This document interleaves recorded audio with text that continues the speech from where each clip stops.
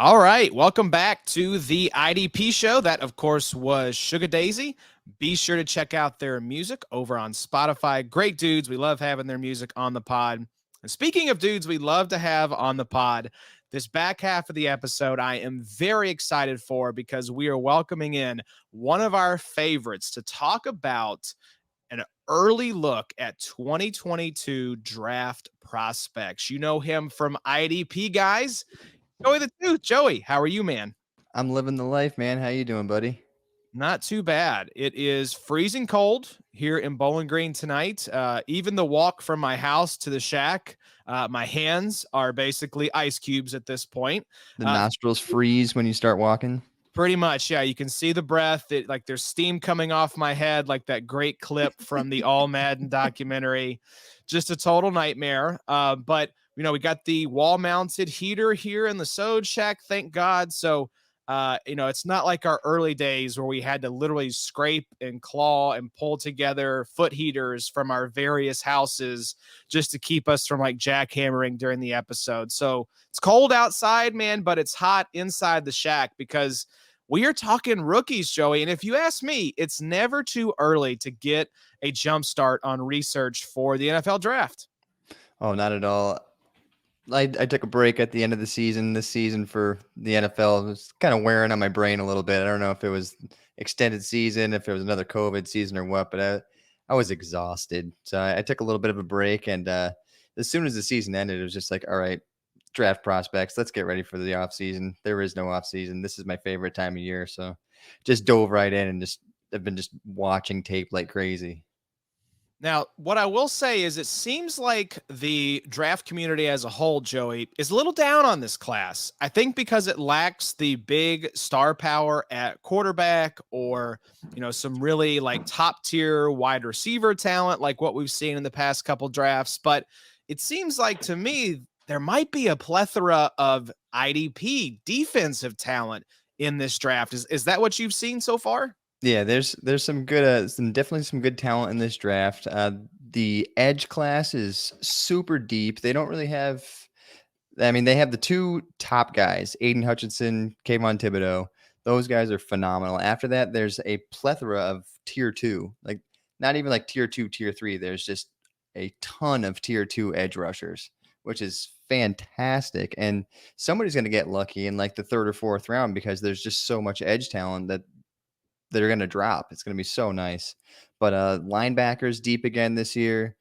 The one position I think that lacks, the only position really, is safety. It's a little thin this year.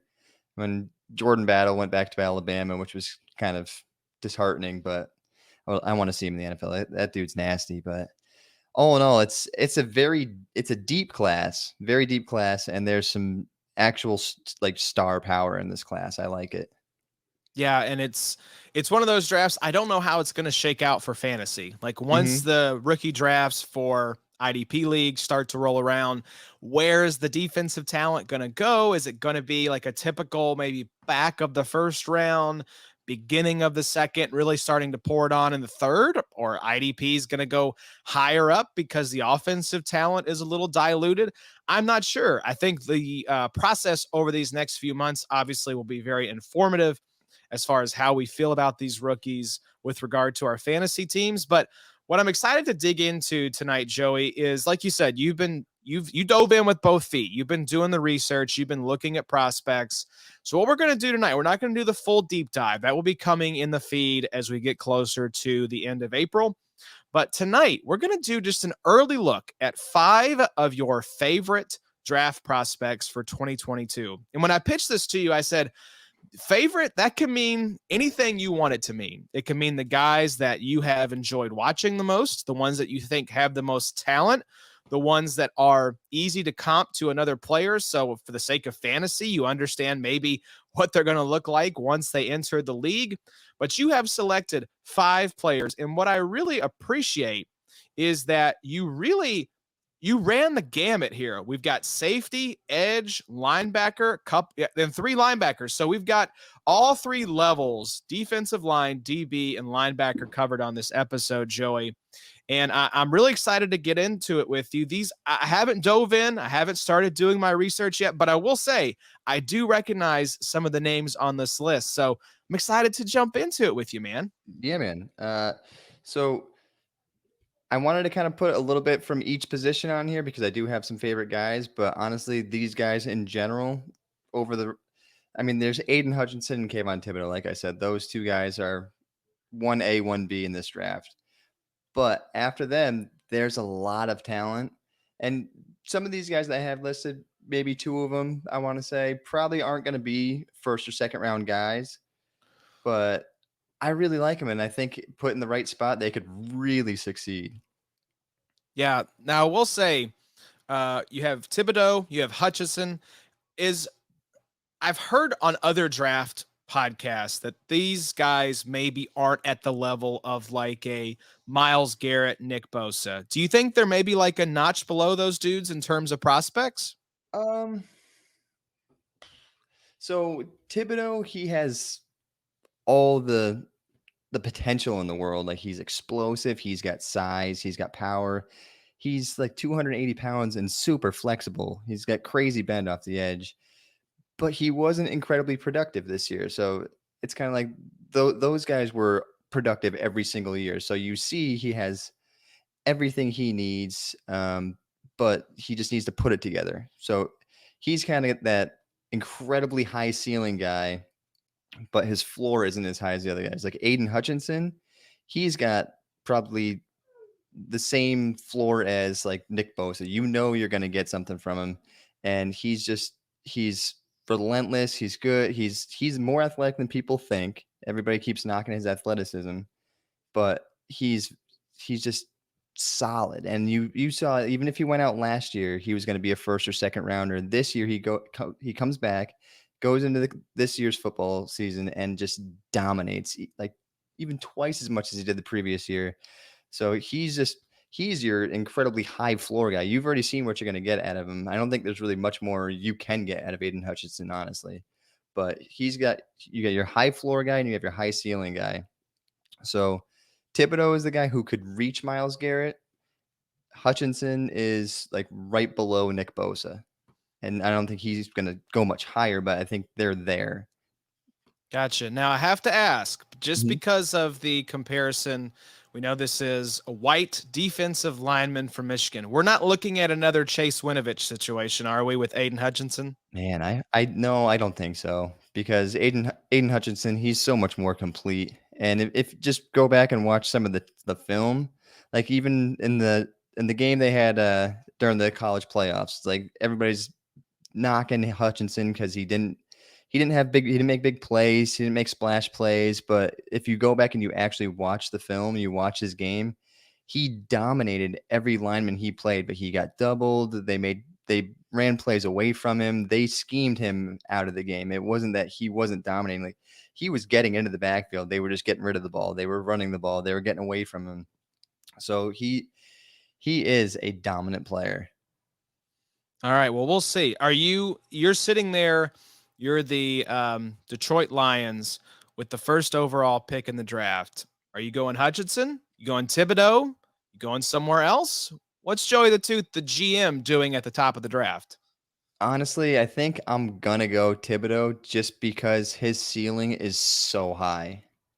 Like he has the Miles Garrett athletic traits. So if he can just put it together with a little bit of coaching, and Dan Campbell seems to get the best out of his guys.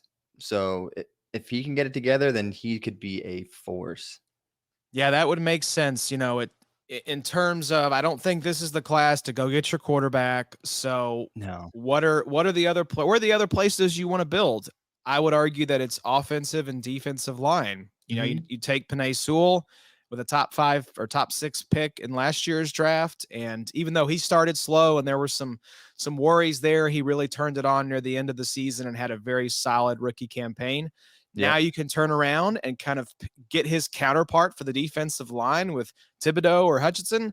I think I'm going defensive lineman there as well. There won't be the kind of spice and sizzle because it's not a quarterback, but us IDP heads should be drooling at the prospect of being able to, select a defensive end with that kind of draft capital? Because I would Mhm. think both those guys are going top 5, right? Yeah, oh yeah, honestly, in the NFL draft, they're probably going 1, 2. Oh, I would I love to see that because it's the Jags with the second pick, right? right. Yeah. I Oh, mean, I you could pair see one of that for them up with sure. Josh Allen. That's nice. And, Yeah. you've got Aquara there for the Lions still. So Mhm. there's some talent along that defensive line. That team definitely punched above its weight all season. They weren't a Oh, good yeah. team, but I think they have some pieces in place that they're not starting with an empty cupboard. They've got some No, pieces to build with. and they played much better than their record showed. I mean, they were in a lot of games, just they obviously weren't as talented as a lot of teams. That's the crazy part about that team. Like, you look at the team, and they shouldn't be a good team. You know they're not a good team, but they were in games with good teams. So it's like, all right, that's where I give Dan Campbell a lot of credit. He got Yeah, these that's guys that's coaching. playing. Yeah, That's coaching. If you can get these guys to, play over their heads all season in a what they have to know is a lost season. They know they're not going to make the playoffs. right. But to get them to play hard and to show up every Sunday and not get their doors blown off and embarrass themselves, I like the trajectory of this team. I like it a lot more. There's not a stink coming off this team like there is, say, with the Jaguars. Right. Even though you have Trevor Lawrence, that season was such an epic disaster. Oof. Except, of course, in the last game when they knocked my Indianapolis Colts out of the playoffs, when you've got, people wearing Oh. clown suits in the stands. So I'm not bitter about it. As you can tell, I'm totally normal and have a healthy viewpoint on the whole thing. But I just had to ask about the top 2 guys because I know if we didn't bring them up, there'd be people saying, "Why didn't you guys talk about Hutchinson and Thibodeau?" Right. So wanted to give the folks their edge rusher love there off the top. But to kick things off, Joey, we are going to go to Notre Dame and start with a safety that has jumped up onto your list of top 5 favorites. Who are we kicking things off with here? All right. Kyle Hamilton. So I've liked him for a couple of years now. He comes in with great size as a safety. He's 6'4", 220 pounds. He's got unbelievable length for the position. He can literally play any position. So he can square up and tackle like a linebacker. He's lined up at linebacker before. He can play slot corner. He can play outside corner. He can play both safety positions. They've even played him on the edge, rushing the passer. He literally he does it all. He makes great breaks in the football. His IQ is high level. His ball skills are great, and like I said before, he's a superb tackler. As a safety prospect, I feel like he is really close to a perfect prospect. Like, I don't know, like, he's got the size, he's got skill, he's got positional versatility. The only thing he doesn't have is elite speed, but he still has good speed. So it's like it's mind like he is a safety that I would have no problem drafting in the top 10 of the NFL draft. Wow, that's very high praise because that's not typically a position that we see get taken that high. I think Right. like your Jamal Adams maybe jumps to mind. Derwin. Yeah, Derwin was what, Derwin 13th, I James. think. Yeah, so very rarely do you see safeties even going in the top half of the first round. So Mhm. very high praise. And I should have mentioned, Joey, what we're going to do with each of these prospects, because for me, the layman, the person who does not study these prospects as much, we're going to give a player comp and then like an ideal landing spot with this Yeah. guy's skill set and where you think they're going to go in the draft. Who could be in play? Now, I know it's January. We haven't seen like combine or pro day numbers yet. We haven't had the draft buzz. Hell, the season's still going on. So, will these be accurate? Who knows? Even the best mock drafts, two days before the NFL draft, are at best 25% right. But Mhm. it's still fun to talk about here in January as we dream about what these players could be in the NFL. So, who is your player comp for Mr. Kyle Hamilton? A slightly bigger Harrison Smith. Now, that is I a love player Harrison Smith. comp that I can rock with. I am Yep. a huge Harrison Smith fan. I had him this year in our main league before shipping him off to our boy Ben Ratty. So I'm a huge Harrison Smith fan. He's been a favorite of mine, been underappreciated, kind of like Eric Kendricks his whole career, Yep. I feel like. So if you're telling me that Kyle Hamilton comps to Harrison Smith just with more size, Joey, I am very intrigued, my friend. Yeah, I'm a big fan of his game. And Harrison Smith's always been one of my favorites. In my first IDP league I ever was in, I drafted Harrison Smith, and he was just phenomenal. And I think I've drafted him like 7 of the 11 years I've done this. So it's just Got to do it. We all have our guys, right? We all right. have our guys that we love. And Harrison Smith, I love that. So where do you think, given his skills, the needs of the team, the teams that will be kind of in play for this guy, where do you think would be a good landing spot for him? I honestly think the Philadelphia Eagles, first off, because they have, I think, 3 first-round picks, so they can reach for somebody like a safety early. Um, they have very minimal talent at the position. I mean, right now their starters are Anthony Harris and Rodney McLeod, and they have Kayvon Wallace and Marcus Epps as their backups. Outside of TJ Edwards, their linebacker unit is poor. And this year they actually had a boosted up defensive back group, which I was actually surprised at because they didn't really make that many additions. But I mean, like I said, he can play all over the field. So wherever you need him, there's plenty of holes in that defense. So I love it. And this is a team, I heard it described very well. They have defensive line talent, they've got some nice corners. But aside from that, that kind of spine of the defense, the linebackers and safeties need a dramatic overhaul. We've already heard from Howie Roseman, the GM's mouth, that Jalen Hurts is the quarterback for 2022. Now, obviously, things can change between now and draft day, but my thinking all along has been that the Eagles are going to use at least 2 of these first round picks to stock the roster with some needed playmakers, and then potentially trade back and pick up another first round draft pick potentially for 2023 that they can then use as ammunition to go get their quarterback if they don't think Jalen Hurts is the guy after 2022. So I like this idea. Definitely a position of need. Now, one thing, Joey, that we also want to get your take on, rookies can be a bit of fool's gold when it comes to IDP. mhm. So what kind of impact, sitting here on January 25th, what kind of impact do you think that Mr. Hamilton will have for IDP in his rookie year? I think he's a guy that makes an instant impact. I think he's instant. He goes into he gets drafted, he starts, he plays pretty much in every down role, and he's asked to do everything. So you're gonna in pass defense heavy leagues, he's gonna get you plenty of those. He's gonna have great tackle numbers because he's gonna be asked to come up and run support. He's like I said, he's like almost a perfect prospect in my eyes. I love Kyle Hamilton. I love it. This will be a guy I'm tracking closely. So this is nice too. This is like a jump start for me on who do I need to be paying attention to once we get into pro days and the Super Bowl's over and all eyes turn toward the draft. So very excited to see what happens with Mr. Kyle Hamilton. Well, let's Mhm. move to your second player, and we're going down to the Sunshine State, particularly the Seminoles of Florida State. An edge rusher you've got your eye on. Who is the second guy we're talking about here? Jermaine Johnson the second. He's a guy I wasn't really like throughout the season. I didn't really hear too much about him, but just recently his name's been picking up some steam and some hype. So I wanted to watch him a bit.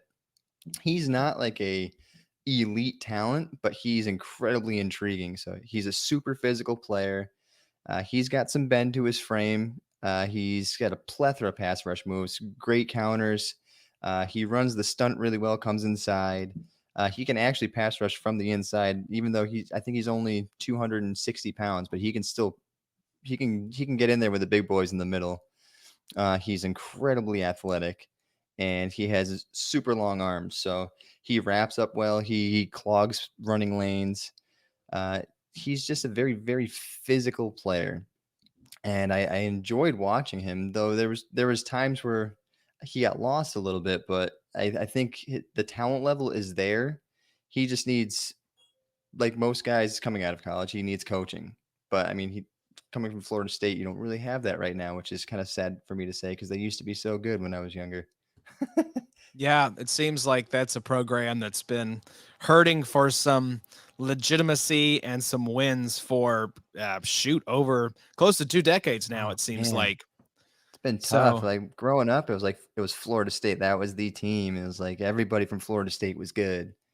Now it's been a while, man. it's been a while.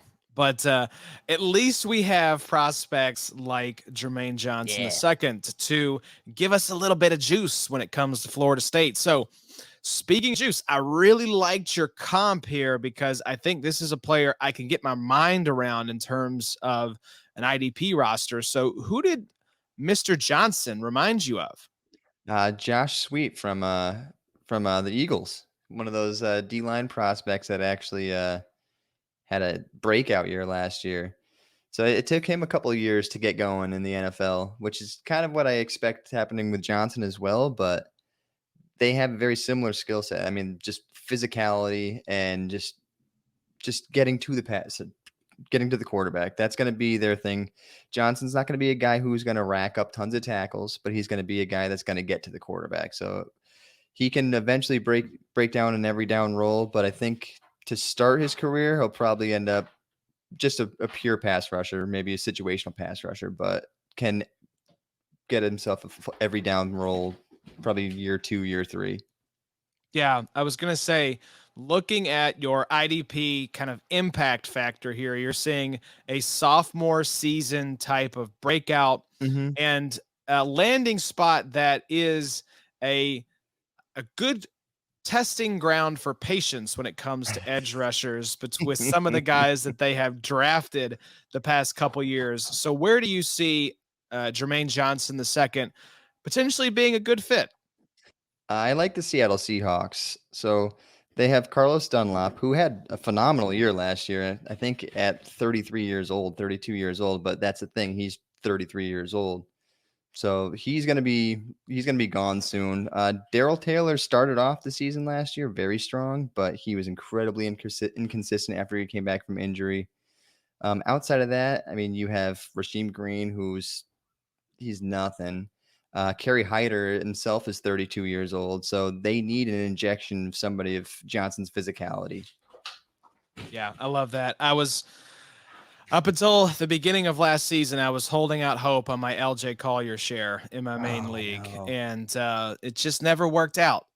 First round draft selection of the Seahawks. I think he was a 5th round pick in our rookie draft for me a few years ago, and it never panned out. So You're hopefully, if thinking you're like, I'm getting a guy with first round draft I capital in the know, 5th round. This is mint. This is good. I just think I've hit a home run there. I'm like, oh man, how did this guy sneak through? And turns out the egg was on my face. So Yep. shame on Mr. LJ Collier, but we wish better fortunes for Jermaine Johnson. So let's move to the third player here on your list, and we're headed out to Wyoming to look at a linebacker. Who is the third prospect that has caught your eye? Chad Mumma. First off, I love his name, Chad Mumma. Second off, he's fantastic. So, what was his name? Chris Borland. Remember Chris Borland for the Oh yeah, 49ers? absolutely. Had a good little run before he prematurely retired. Mumma kind of reminds me of him. So he's not like your overly athletic guy. He really should have been my player comp now that I think about it, but he's not an overly athletic guy. But his IQ is unbelievable. His pre-snap processing, he knows exactly where the football is going all the time. He shoots gaps. He knows where the runner's going. He's a fantastic tackler. He takes great angles to the ball. He's always squaring up and wrapping up. He's never leading with his shoulder. He's fantastic in coverage. So he runs his own coverage probably outside of Nicoby Dean, probably better than anybody else in this draft. And man coverage, he's very good as well, just because of his IQ. He's just a little slower than some of these incredibly athletic tight ends, some of these Kyle Pitts, Mike Gesicki type of guys. But Moom is always around the football. He's just that guy who's always there. And if we all remember, one of our favorites from Wyoming a couple of years ago, Logan Wilson, he panned out. Look at him this year. So I'm kind of hoping we're getting another nice Wyoming linebacker. I know Wyoming has suddenly turned into the linebacker factory Love it. for NFL LBs. So what I like here, I'm with you. The name, fantastic. Looking at it, Mumma, I would have just taken a stab with Mumma, which would have been like how my son would pronounce mummy if I tried to explain to him what a mummy was. So all in on that. This just looks like, looking at his pictures, like like a farm boy, like a kid who Yeah, grow blue up collar, yeah, just blue collar, tossing like bales of hay around on the farm, driving the tractor. He's country boy strong. He's farm strong. And yeah. so, with the pedigree that we know these Wyoming linebackers have with Logan Wilson, who has been, I must say, dynamite for my playoff Mm, fantasy team, absolutely showing up and showing out mhm. for the squad. So, much love to Logan Wilson. But you actually have another player comp here for uh, Chad that is pretty interesting. Demario Davis. So Demario Davis is kind of a guy who never gets love, and he's always like a top 10 linebacker. He's a guy, he's always around the football. His biggest knock was his coverage skills, but his past 2 years, he's been phenomenal in coverage. It's like the man's in his 30s and he's getting better in coverage. So he's that high level IQ guy, and he's a very sound tackler, and that's Mumma. That's it. Love it. Give me Mumma, please, if we are getting the Mhm. Demario Davis comp. So I have to ask you, when you're comping players, are you looking at essentially like best case scenario? This is the kind of career arc and skill set and talent on the field that I could see this player having? That's what I kinda try to go with. I wanna try to keep it level and say who they're closest to, but I also want to hit their ceiling as well, because it's like, I don't want to compare him to this guy because this is what he is now, but I wanna show you what he has a very good chance of becoming. I love that. That's a good way to do it. Do you factor in the kind of athletic measurables at all, like height, Yes. weight, speed? Okay, so you factor that Yep. in for your comps as well. Yep. Excellent. So good stuff. So Mr. Mumma is comping to Demario Davis, and I love this because you've got him landing with a very linebacker needy team outside of the Texans, maybe the most linebacker needy team in the NFL. Where could you see Mr. Mumma making a big difference? Detroit Lions. So you don't need to say anything else. What In my else needs notes, to I be just put said? enough said. That's it. Yeah, like I go back to what John Macri famously said about Alex Anzalone. Hopefully, he's good at something because he's not good at football. And that, I believe, was their leading linebacker on the season. So that tells you Yep. all you need to know about the Detroit linebackers. And so, impact. We've got instant impact with Mr. Hamilton. We've got a sophomore impact with Mr. Johnson.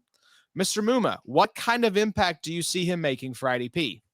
I think, depending on his landing spot, as long as he lands in a place where they need linebackers, I think he can make an instant impact because he's gonna be a guy that's just gonna rack up tackles like crazy. He might not get the big plays, but he'll be your high floor linebacker. I can see him easily having 100 tackles as a rookie. Well, and if he goes to a team like the Lions, you hope, right? Because we've Right. had this hope before with linebackers in Detroit, and it hasn't quite panned out the way that we had hoped.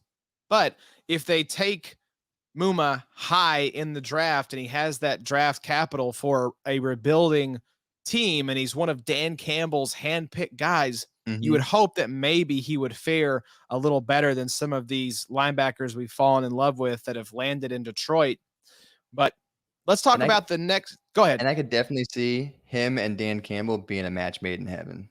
There you go. Just talking about farm stuff, Yep. just, being strong together in the weight room and throwing in big dips. I mean, I just, just absolute hog nut lippers. Like, let's ride. Like Mumma and Dan Campbell, both fans of lippers, if I had to take a stab at that. So let's move to the next linebacker on your list. And this is actually one of the players whose names I recognize, mainly because I was trying to pay attention during the national title game to see, like, okay, who might some of these guys be? Because it was a defensive slog.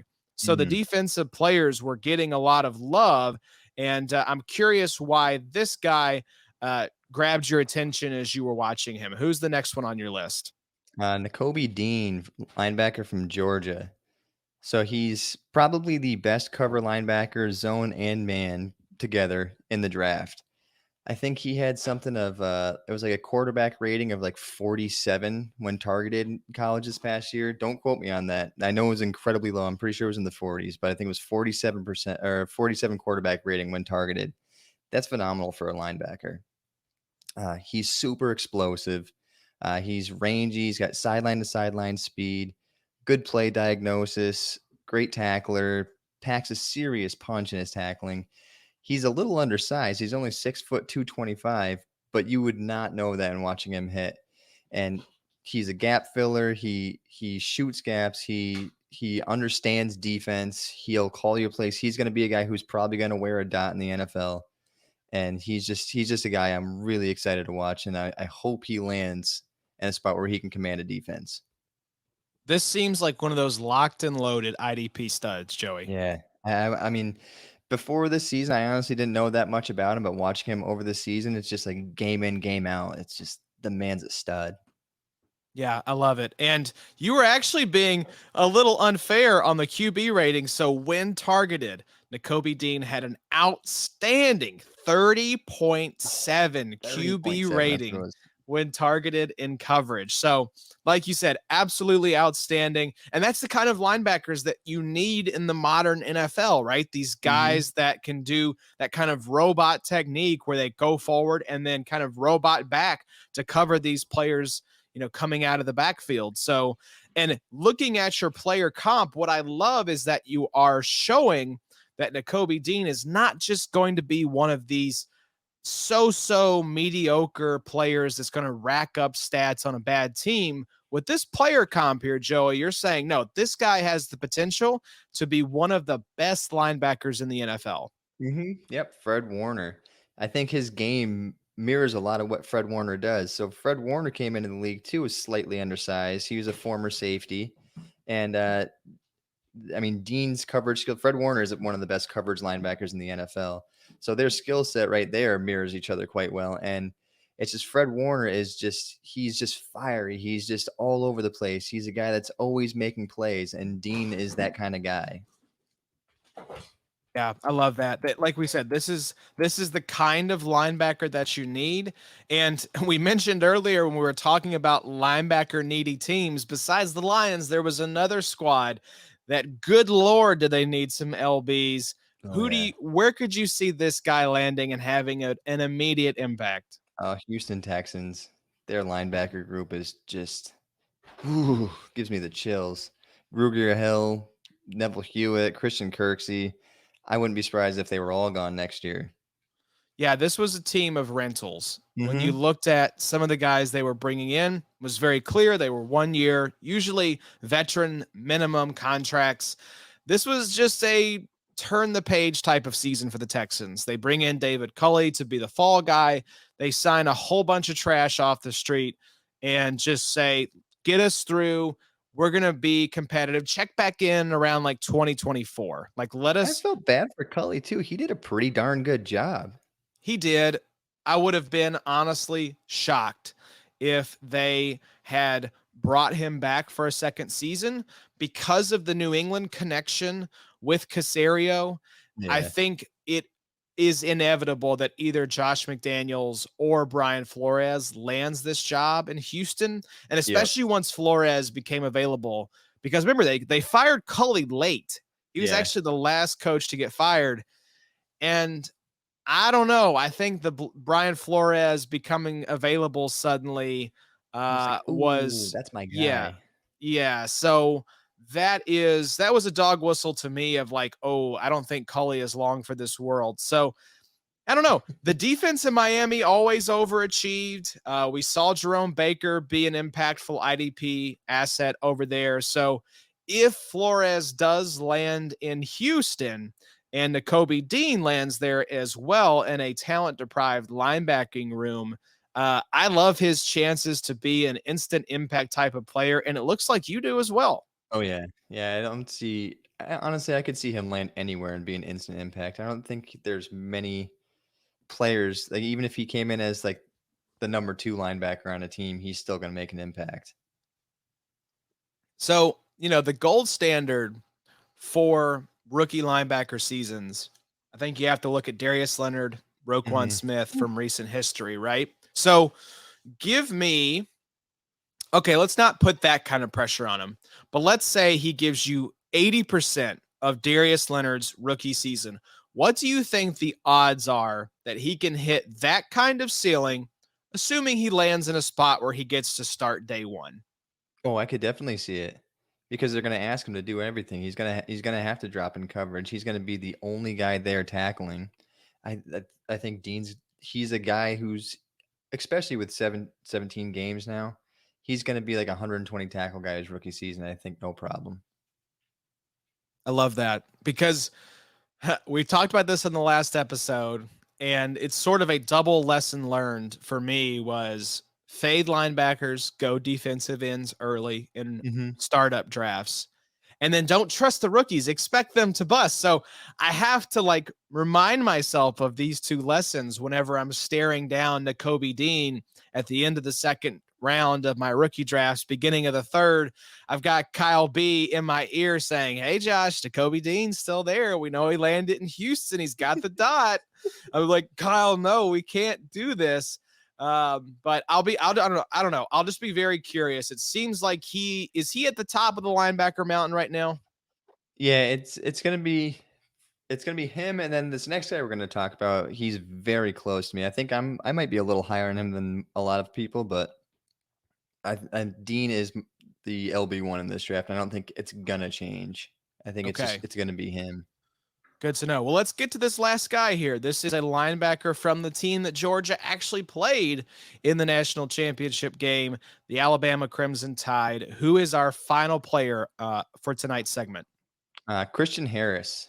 So he had a great freshman and sophomore season, and then this season he actually had an even better season, but he kind of got overshadowed because what's his name? I think it's Will Anderson for Alabama is an absolute beast and just took over that defense. And Christian Harris just kind of got overshadowed a little bit, but he still had his best season as a collegiate player. So he's got fantastic cover skills. He's another guy he shoots the gaps violently. He tackles well. He's got very fluid hips for a linebacker. He can change direction on the dime. Good lateral agility. He's a fantastic blitzer, which we saw in the championship game. I think he had 7 tackles and 3 sacks in the championship game alone. So he's a guy who can get at the quarterback if you need him to. He can cover. He can. He's great in run defense. He doesn't miss many tackles. So Harris is another guy who is very high up there for me. I think he's a potential, possible late first, but most likely a second round talent. That This is an sounds NFL draft talent. Yeah, Sorry. that sounds like a recipe for IDP gold right there Hmm. because a lot of those second and third round guys, especially linebackers, can step into really profitable roles. It's not Yep. like other positions where once you get past the first round, the luster really comes off for rookie drafts, especially in IDP leagues. So let me ask you a question because I hear this term used a lot Hmm. and I think I know what it means, but I want to get your take on it. Fluid hips. I know that sounds like something I would really like because you can ask my chiropractor, my hips are very stiff. So I'm curious when you describe a guy as having fluid hips, what does that mean to you? All right. So if you watch defensive backs, they whenever the play starts, they almost start in pedal. So they're going backwards. And then when they turn to pursue, they have to turn. And if your hips are stiff, you're gonna fall behind. A lot of these guys, it's literally like a flip. So their hips, it's just there's no loss of movement. It's smooth transition from pedal to pursuit. And it's just a lot of DBs have it. It's tough to find linebackers with it, but when they can flip their hips and just keep going in pursuit without losing a step, that's a big thing for me, especially coming from a linebacker. I mean, who's 235, 240 pounds. So if I can watch them start and pedal and then transition to pursue with little lost movement, that's a big thing. That sounds like a nice trait to have. I think Yeah, I'd have to be like the Tin Man from The Wizard of Oz and same. get the oil can to have the fluid hips at this age, but Especially, yeah, I was gonna say at this age, definitely. maybe in our younger years, maybe when I was playing middle school football, I had more Right. fluid hips, but not now, not at 34 years old. So No, I love this player comp. This is another linebacker that I think has been criminally underrated his entire career, unless, of unbelievably so course, too. you're John Macri, and then he's one of your favorite players in the NFL, let alone for IDP. Who is the comp that you had for Mr. Christian Harris? Levante David.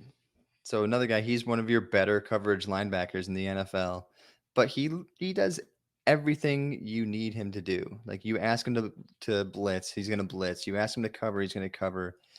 You need him to make a tackle, he's going to make the tackle. So he's just a guy who you need him to do something, you tell him to do it, and he's going to do it because he does everything well. So David, I've loved David since a rookie. He's just he does everything well. He might not have anything that he's perfect at, but who does? He's literally doesn't have one deficiency. He just does everything well. Yeah, and I love your landing spot. We're actually going back to one of the teams that we've mentioned already. So if you were paying attention, this landing spot might make sense for you. Where would you like to see him land? The Philadelphia Eagles. I think that would be a nice if they end up with a second round pick. I don't know what they're going to end up doing trade wise, but if they can get him in the second round and match him up with TJ Edwards, I mean TJ Edwards, not take anything away from him, but he's just kind of your tackle guy. He's a little too unathletic to keep up with tight ends and whatnot. He's not a cover guy by any means. You don't want him chasing running backs out of the backfield. You want him to just play middle linebacker and stay at middle linebacker. You could have Harris come in and play weak side, and he would pair very nicely with TJ Edwards. Yes, I love that. TJ Edwards, nice season for IDP. Mm-hmm. Don't think necessarily that this is a piece that the Eagles are hell bent on building around. I think if they No, had the chance to stock the pantry when it comes to linebackers in the draft, they would do so.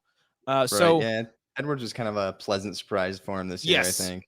that's a great way to put it. He was a pleasant surprise, but those are players I don't hold too tightly to in fantasy because I don't think their teams are holding that tightly to them, especially when they have opportunities to upgrade that position through the draft and free agency. So, IDP impact, assuming that Christian Harris lands in a good spot, should we expect big tings in year one? Yes, sir. I think Christian Harris, he's got that ability. He's going to be an every down linebacker. He's going to be a guy who's just going to play from week one. He's I am a huge fan of Christian Harris.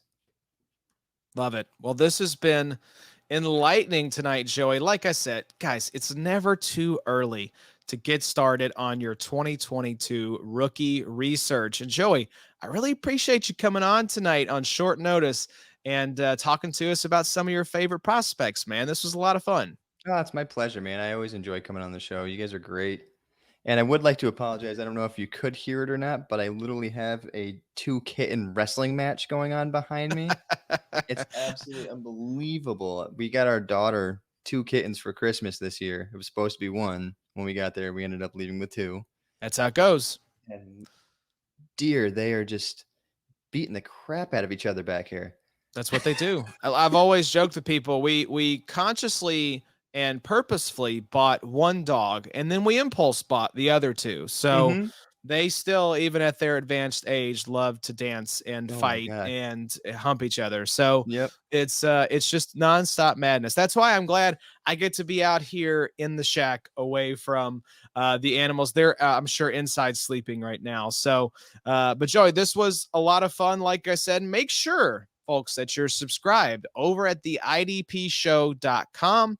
We are actually sending out some of Joey's initial thoughts on this group of prospects for the 2022 NFL draft through our newsletter. So subscribe over there for free, theidpshow.com. Joey, you had some big news pop up here in the past week. A pretty cool opportunity came your way. Yeah, I just signed on writing with Yukon SI. So I live literally like 5 minutes off of the Yukon campus and stores, and they've they just signed Jim Mora to be their coach, former NFL coach Jim Mora. So that's a big deal for them because what he's been able to do is actually get them some pretty decent recruits. I mean, the biggest problem for UConn has been the quarterback position. Ever since Dan Orlovsky went to the NFL, they have just been barren at quarterback. And they just landed a former four-star recruit transfer from Penn State, former Oregon three-star recruit, Cale Millen. He's just transferred to UConn.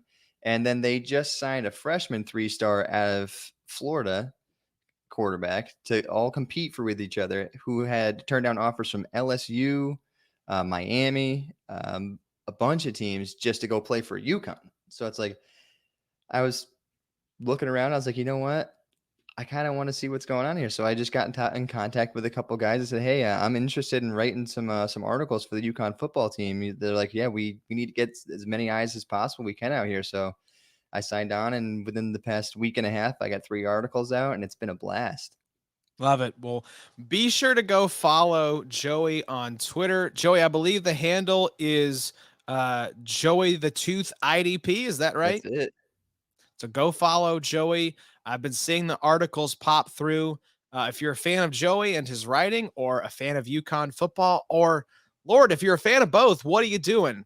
Pause this episode, go follow Joey, check out his articles, and come back. We'll be right here when you get back. But Joey, before we sign off, from one writer to another, you can see, if you're watching the video, my book cover here to my left. You're working on another project that is very exciting. Yeah, this was kind of the reason I decided to take some time off writing some fantasy football content. I actually started writing a book. I wrote a children's book about a year ago for my daughter. I haven't got it published or anything yet, but I went through and I just did an ABC book for my daughter, just kind of off the top of my head, and I thought it was cool as heck. So I was going through. I kind of got worn down with fantasy football, but I love writing, and I was like, I actually read both of Josh's books, and it kind of inspired me. I was like, you know what, this shit's kind of cool. I could probably take something like this and kind of run with it. It was the same kind of type of idea, and I just started going. We did an actual movie draft Yeah, it came out of the with movie each other, draft. That's what I and thought was so cool. Yeah. that's what started it. And I was gonna actually write a book based off of our movie draft, but then I just took the characters from the movie that I made and I changed the entire plot and just made it an absolutely insane idea. But it's turning out really cool, and I'm probably close to 3/4 of the way done, maybe half to 3/4, and it's turning out fun as heck. Yeah, love that. Well, you've been keeping us updated. I've been able to pop in the manuscript, and you've been sharing, what's going on, what you've been writing. So from one writer to another, stay strong, man, because there will be times when you're in the valley and you're thinking, I'm never going to finish this thing, but you will.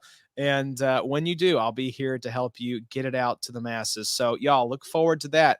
Like I said, theidpshow.com, Joy the Tooth IDP on Twitter, and stay tuned for his debut novel coming here very soon. So, Joey, thanks again, my friend. I look forward to having you back on the show as we get deeper into draft season. This is your time to shine, man. Can't wait to have you back on to share some of your thoughts with us. Definitely, I appreciate it, man. Thank you again. Awesome. Well, thank you to our patrons and our Listener League participants. We love and appreciate y'all. Hope you enjoyed this episode. We'll be back next week. Hopefully, Addie is off the COVID IR list. Bobby as well. We're hopeful to get them all back in the Sode Shack here very soon. We'll be doing a little buy, sell, hold with a very special guest. So make sure you tune in for that episode.